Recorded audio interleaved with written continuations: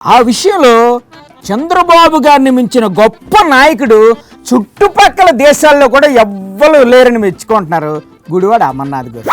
ఎన్నో మీడియాలో జాకిర్ హుస్సేన్లు ఎక్కువైపోయారని చెప్పేసి సెటర్ కూడా వేశారు.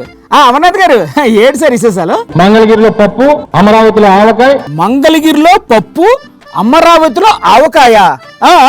ఆంధ్రాకి అప్పులను, చంద్రబాబుకి గొప్పలను, ప్రజలకు తిప్పలు.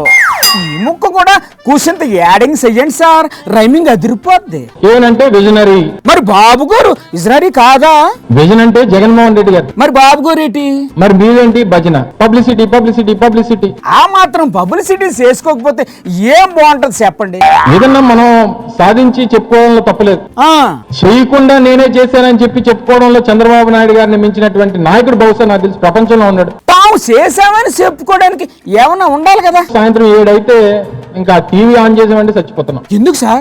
ఆ టైంలో ఏమవుతుంది? ఆ టీవీలో భజన, విపరీతమైన భజన. ఎల్లో మీడియా గురించే కదా మీరు మాట్లాడేది.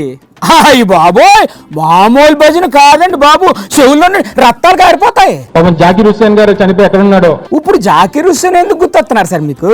ఆయన మించిపోయారు తబలా కొట్టడంలో. రఫ్ గా ఎంతమంది ఉంటారు సార్ తబలా వాయించే జాకిర్ హుస్సేన్లు? ఏ టీవీ పెట్టినా ఓ జాకిర్ హుస్సేన్. టీవీ పెడితే ఓడగొడుతుంటాడు, ఏబిఎన్ పెడితే ఓడగొడుతుంటాడు, ఓ ఈటీవీ పెడితే ఓడగొడుతుంటాడు.